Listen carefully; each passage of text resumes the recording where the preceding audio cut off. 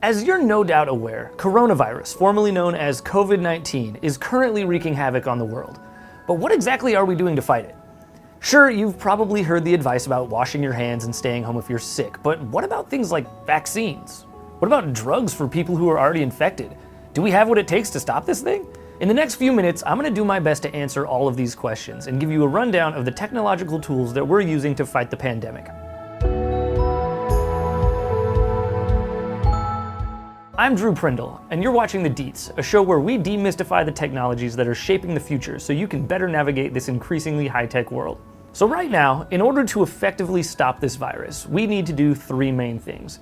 We need to detect people who have it, prevent other people from getting it, and treat those who are already sick. Let's start with detection. Currently, detecting coronavirus in humans requires a fairly invasive testing procedure where they shove a cotton swab up your nose and then send it to a lab for analysis. But unfortunately, the world has a limited amount of these labs that are equipped to carry out those kinds of tests. And there's a shortage on the chemical components needed to perform the tests themselves. That means we can't do them fast enough or on enough people per day to get a clear picture of exactly how many people are infected worldwide. For this reason, our best bet right now is to identify people with specific symptoms, such as a fever and a cough, and have them self-isolate to avoid spreading whatever they have. On that front, though, we do have some really nifty tools at our disposal to identify sick people. Infrared thermometer guns, for example, are helping health officials check temperatures without actually touching people. Some places are even putting these devices on drones and robots and using them to screen crowds of people without actually getting human workers involved whatsoever. But detection is just the beginning. The next step is prevention, which in this case means developing a vaccine.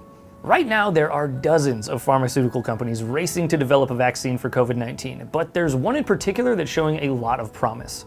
Massachusetts-based biotechnology company Moderna Incorporated. Unlike other vaccine developers that make DNA-based treatments, Moderna is one of the only companies developing messenger RNA-based vaccines. Now, I don't want to get too deep into the science here, but in theory, mRNA-based treatments should work faster and be more effective than their traditional DNA-based counterparts. Now, on top of that, in less than 2 months, Moderna managed to develop an initial mRNA vaccine for coronavirus from scratch, which is an impressive turnaround time even by modern drug development standards. In late February of 2020, the first batch of the company's COVID-19 vaccine was shipped to the National Institute of Allergy and Infectious Diseases for testing. And if everything goes as planned, clinical trials are expected to begin in late April. Barring any complications, it would then be another 3 months from the initial design of the vaccine before we could start human testing. However, despite Moderna's breakneck pace, it's unlikely that the company's vaccine would be ready for mass distribution before 2021. So for now, the best way to prevent the spread of the virus is to do exactly what the CDC and the WHO are saying and practice social distancing, or just go into self-quarantine immediately if you feel sick. Which brings me to my final point. What can we do about people who are already sick?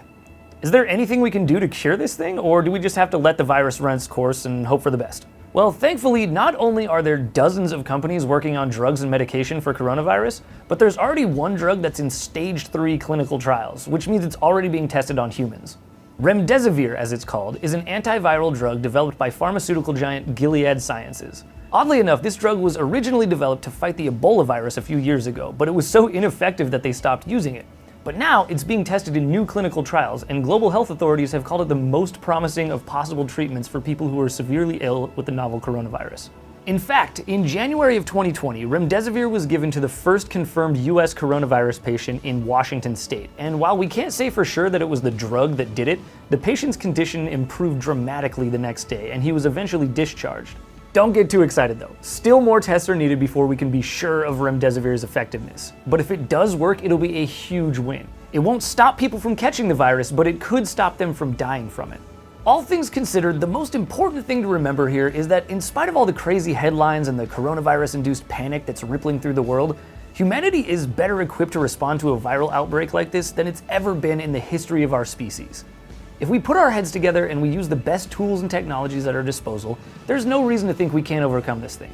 We've beaten viruses before, and we can absolutely do it again. Thanks for watching, everybody. If you enjoyed this video, definitely like, subscribe, and leave a comment down below. And if you want to find more awesome content, just head over to digitaltrends.com.